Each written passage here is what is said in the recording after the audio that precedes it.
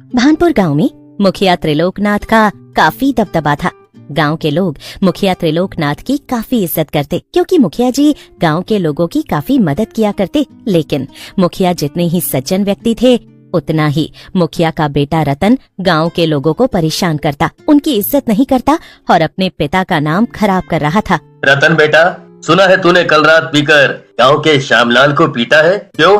अरे 40 साल से जो इज्जत मैं बना रहा हूँ, उस इज्जत को तू मिट्टी में मिलाने में क्यों तुला हुआ है?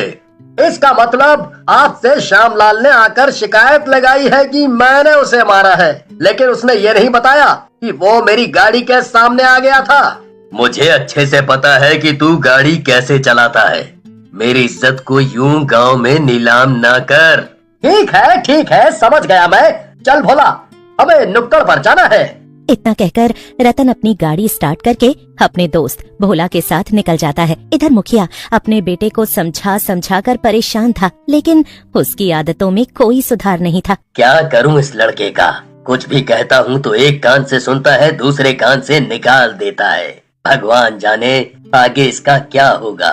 ऐसे ही समय बीत रहा था, सब कुछ अच्छा चल रहा था। गांव के लोग मुखिया को उतना ही प्यार और इज्जत दे रहे थे जितना वो देते आए थे। लेकिन एक रोज रतन देर रात घर नहीं आता और अगली सुबह जब वो घर आता है तो अपनी गाड़ी में अपने दोस्त भोला के साथ एक लड़की को भी बैठाकर घर लाता है। उस वक्त मुखिया गांव वालों की बातें सुन रहे थे। अरे देखो देखो, मुखिया जी के बेटे ने ये किसकी लड़की उठा ली है? यहाँ की तो नहीं लगती, काफी गोरी चिट्टी है। विदेश की लग रही है। लगता है छोटे साहब ने शादी कर ली है इस विदेशी लड़की से। कौन है ये लड़की? किसे लेकर आया है तू? लूना, ये मेरे फादर हैं। जरा इनके पैर छू लो। अरे फुट टच। ये सब क्या तमाशा है? कौन है ये लड़की और क्यों लेकर आया है इसे घर? तुझे लाज शर्म है कि नहीं? पूरी रात घर नहीं था और अभी आया है तो इस लड़की के साथ। अंकल, ये आपकी बहू है। रतन कुछ दिनों पहले ही विदेश से आया है, लेकिन वो विदेश से अकेला नहीं बल्कि लूना भाभी को साथ लेकर आया था। रतन लूना भाभी से प्यार करता था, इसीलिए उसने विदेश में ही लूना के साथ शादी कर ली थी और वो आपके डर से लूना भाभी को शहर में ही इतने दिनों से रख रहा था। गुस्ताख, तुझे पता है ना मैंने तेरा रिश्ता उदय सिंह की बेटी से तय कर रखा है, तो तूने ऐसा करने की हिम्मत कैसे की? मेरी जिंदगी में जो चाहे करूं। आप बोलने वाले कौन होते हैं पिताजी? आप सिर्फ गांव वालों के मसले सुलझाते रहिए। मुझे तो शादी करनी थी। आओ लूना बेबी, ये है हमारा घर।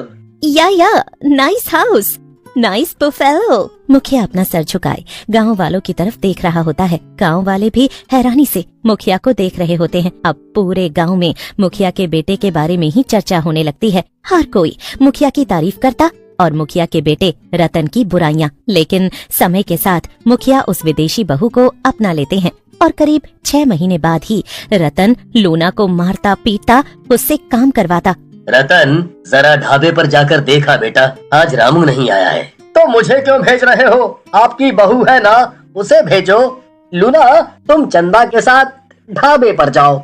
नहीं, बहू कहीं नहीं जाएगी। और तुझे शर्म नहीं आती बहू को ढाबे पर भेजते हुए? ढाबे पर गांव के लोग खाना खाने आते हैं और वो ढाबे पर मुखिया की बहू को देखेंगे तो क्या कहेंगे? पिताजी, भूल जाओ कि ये अब आपकी बहू है, क्योंकि इससे तो कुछ आता नहीं और मैं इससे परेशान हो गया हूँ। खबरदार जो तूने दोबारा ऐसी बात की। बहू, तुम्हें कहीं जाने की जरूरत नहीं है। रतन अपने पिता की एक नहीं सुनता और लूना का हाथ पकड़कर गाड़ी में बैठा लेता है और उसे ढाबे पर छोड़कर आता है। और उस दिन के बाद से लूना हर रोज ढाबे पर जाने लगती है। लेकिन एक रोज रतन गांव की ही एक लड़की से ब्याह करके उसे घर ले आता है। ये रतन की दूसरी शादी थी। ये देखकर मुखिया बहुत परेशान हो जाता है। इधर लूना का हाल नौकरानियों की तरह हो गया था, उसे घर का सारा काम करना पड़ता था। कुछ दिनों बाद ही लूना की तबीयत खराब होती है और रतन उसका इलाज भी नहीं करवाता, जिसके कारण लूना की मौत हो जाती है। इस बात से रतन को कोई फर्क नहीं पड़ता क्योंकि वो अपनी पत्नी लूना के साथ नौकरानियों की तरह बर्ताव किया करता और उसने तो दूसरी शादी भी कर ली थी। लेकिन मुखिया को ये सब बहुत दुखता है।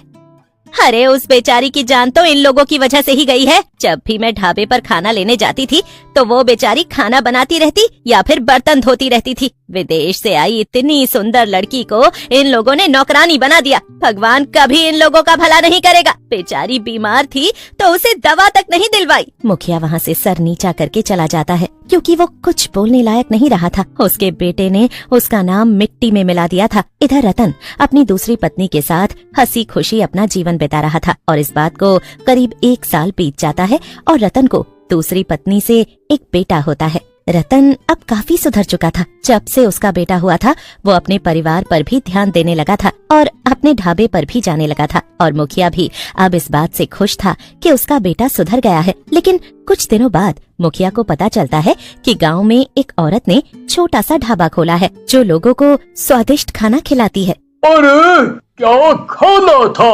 खाकर तो ऐसा लग रहा था जैसे आत्मा ही तृप्त हो गई है। मटन, चिकन, फिश करी सब था उसके पास। एक से बढ़कर एक लाजवाब खाना। अरे श्यामलाल, तू कहाँ से आ रहा है? मुखिया जी, मैं तो नए ढाबे से खाना खा कर आ रहा हूँ। वहाँ का खाना सस्ता और अच्छा था, बस उसी की तारीफ कर रहा था।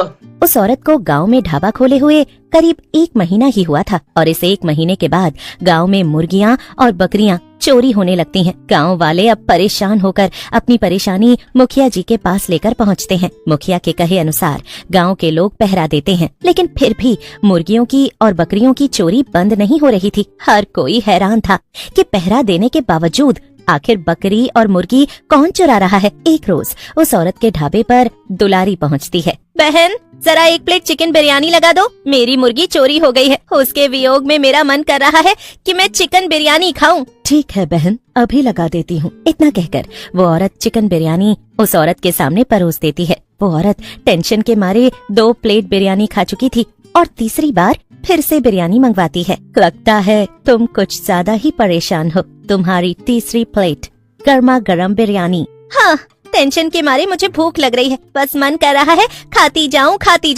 और सब कुछ भूल जाऊं। तुम्हारे हाथ के खाने में इतना स्वाद कहाँ से आता है बहन?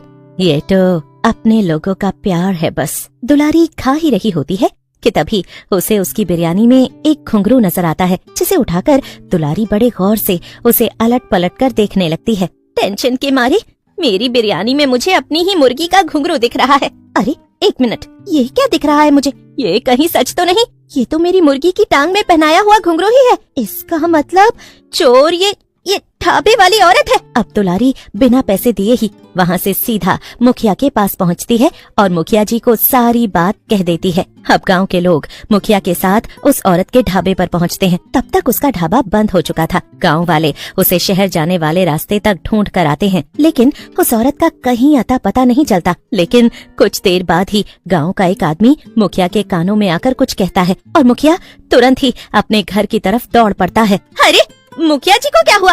चलो चलो, लगता है कोई बात हो गई है।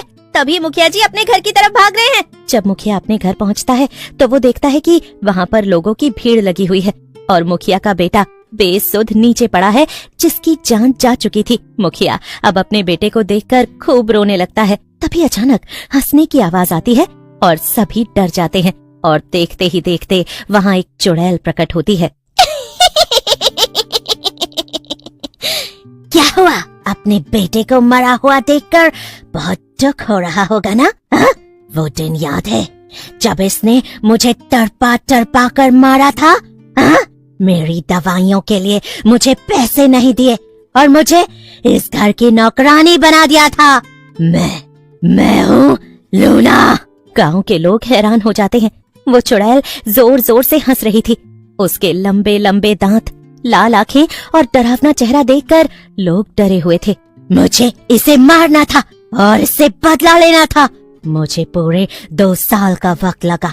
इस दौरान मैंने इस गांव के लोगों के बीच जाकर ढाबा शुरू किया ताकि तुम दोनों बाप बेटे की हिम्मत टूट जाए, और ऐसा हुआ भी। और आज मैं इससे बदला लेकर खुद को मुक्त कर लूंगी। देखते ही देखते वो चुड़ैल अब मुक्ति पा लेती है, लेकिन वो सबके सामने अपने गुनहगार को मौत के घाट उतार जाती है।